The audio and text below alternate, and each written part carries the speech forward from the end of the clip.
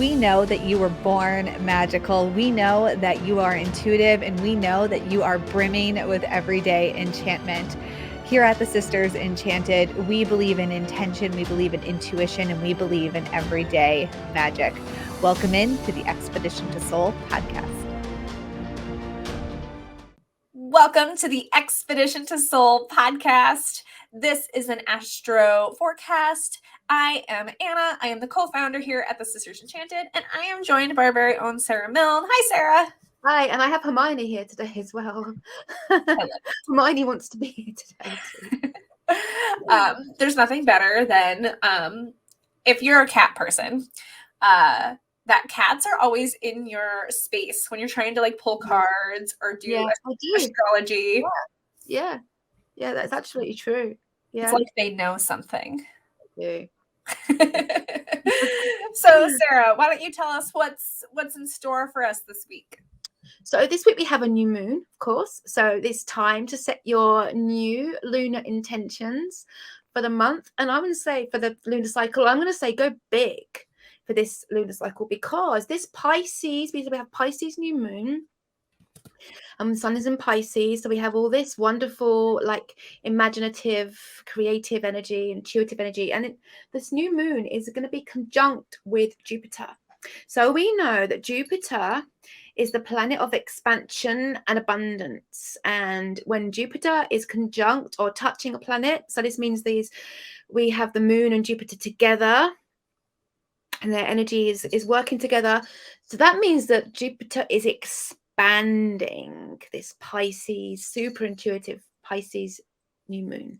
So my 3 tips for this week are: make an intention that relates to something imaginative, so relates to using your imagination in some way, or developing your spirituality in some way, or connecting with others in some way, or a combination, or all 3 of those. So make an intention that is something Pisces related during this new moon. Number 2, once you've made your intention, go bigger.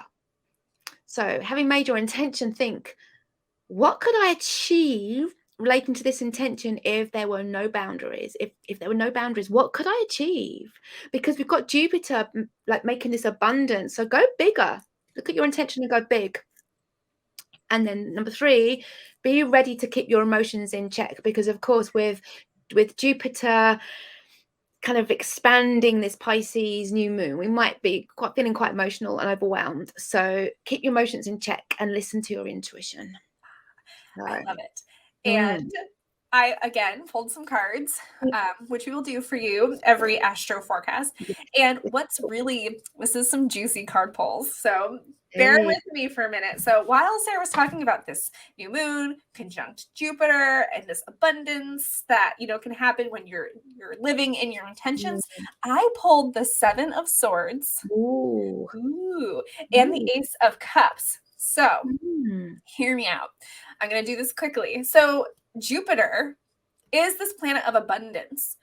Mythologically speaking, Jupiter is in the Greek equivalent to Zeus. Yes. And when we think of Zeus, or when I think of Zeus and the stories that are around him, he is abundant. He gets pretty much anything he wants. But he doesn't always do it for his own, he does everything for his best interest, his own best interest, and not everybody else's. And sometimes, and that's the 7 of Swords. Like, are you taking things because you need to? Is it really in your best interest? Are you hurting somebody along the way while you're trying to be helpful? And I think that that's something, especially when following moon cycles and when you're coming up with a new intention, is that we do want to go big sometimes with our intentions, but we're not always grateful for the abundance that comes for us. Or sometimes we don't honor the abundance that does come to us, because sometimes abundance shows up in different forms. Sometimes our intention shows up and knocks on your door in a way you didn't quite ask for it, but does show up.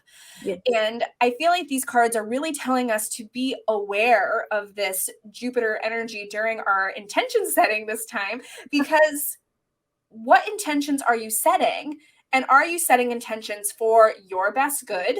Yes. and make sure you're not getting in your own way, because that swords energy also is a mental block, self-doubt, talking yourself out of something, and to really harness this energy and make sure you're doing it in your best, what's the word now? For your best self, but also then showing gratitude for what you did get and making sure that you're not taking more than you should, and giving back to the universe the abundance that you get.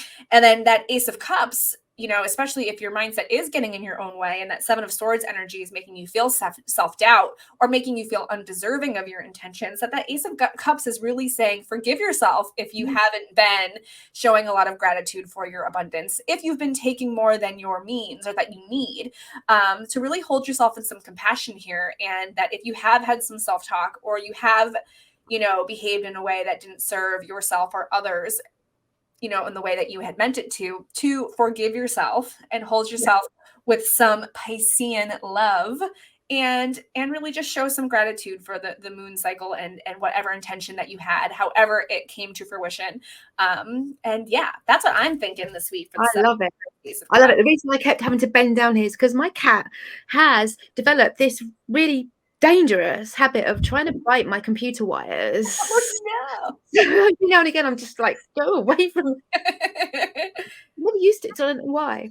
Well, that doesn't serve her best interest. Exactly. It's her best interest, but not it's not in her best interest at all. She thinks it is. So yeah, I love it. I love that. And it's kind of like, so we're saying about how you use this energy to make that intention bigger and don't get in the way of yourself. Yes. So you might think, oh, how could I could do this? But no, never, I couldn't, because of this, because of that, because of the other. Yeah. Such good things. Such good things. Another super exciting week. Yes. So thanks everybody for being here for this episode of the Expedition to Soul podcast. We will be with you again next week for another episode. And remember, if you're interested in astrology, you want to head over to expeditionastrology.com and get on our wait list to join us for the next time that we have a round of Expedition Astrology. You'll get to hang out with Sarah and I all the time, and we would love to see you there. Right, Sarah? Yeah, we would. Yeah, come join us for sure. Yes. Come join us and talk all things about the sky at all times. So thank you so much for joining us on this episode, and we will see you in the next one. Bye.